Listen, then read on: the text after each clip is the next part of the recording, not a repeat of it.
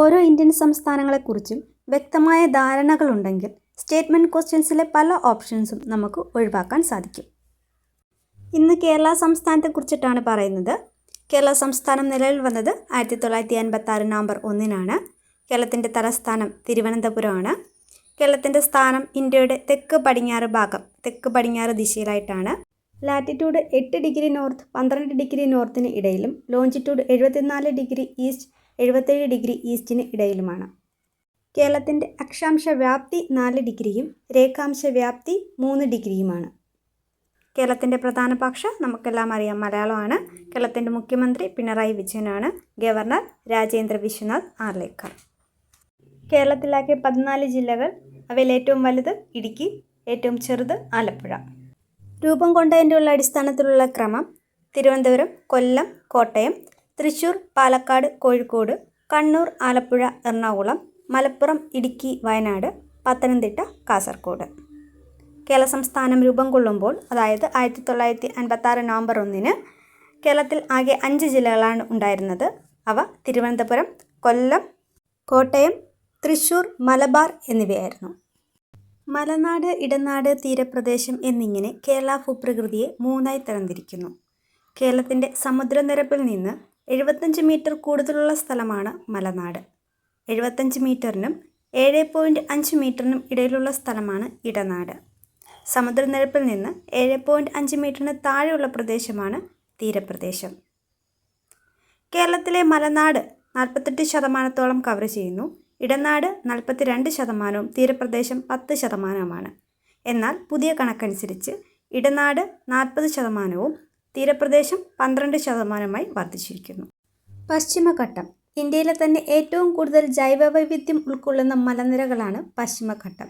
ഇത് ഗുജറാത്ത് മുതൽ കന്യാകുമാരി വരെ വ്യാപിച്ചു കിടക്കുന്നു. താമരശ്ശേരി ചുരം, പാൽ ചുരം, പാലക്കാടൻ ചുരം, വയനാടൻ ചുരം, ആര്യങ്കാവ് ചുരം തുടങ്ങിയവയെല്ലാം പശ്ചിമഘട്ടത്തിൻ്റെ ഭാഗങ്ങളാണ്. ഹിമാലയത്തേക്കാൾ പഴക്കം പശ്ചിമഘട്ടത്തിനുണ്ട്. പശ്ചിമഘട്ടത്തിലെ ഏറ്റവും ഉയരം കൂടിയ കൊടുമുടി ആനമുടിയാണ്. ഇതിന് 2695 മീറ്ററാണ് ഉയരം. കേരളത്തിൽ ആകെ 44 നദികൾ. അതിൽ 3 കിഴക്കോട്ടൊഴുകി ബംഗാൾ ഉൾക്കടലിൽ പതിക്കുന്നു. അവ കബനി, ഭവാനി, പാമ്പാർ എന്നിവയാണ്. 41 നദികൾ പടിഞ്ഞാറോട്ട് ഒഴുകി അറബിക്കടലിൽ പതിക്കുന്നു. കേരളത്തിൻ്റെ ഏറ്റവും വടക്കേ അറ്റത്തുള്ള നദി മഞ്ചേശ്വരം പുഴയാണ്. തെക്കേ അറ്റത്തുള്ള നദി നെയ്യാർ നദിയാണ്. കേരളത്തിലെ ഏറ്റവും വലിയ നദി പെരിയാറാണ്. ഏറ്റവും ചെറിയ നദി ഏറ്റവും വടക്കേ അറ്റത്തുള്ളതായ മഞ്ചേശ്വരം പുഴയാണ്.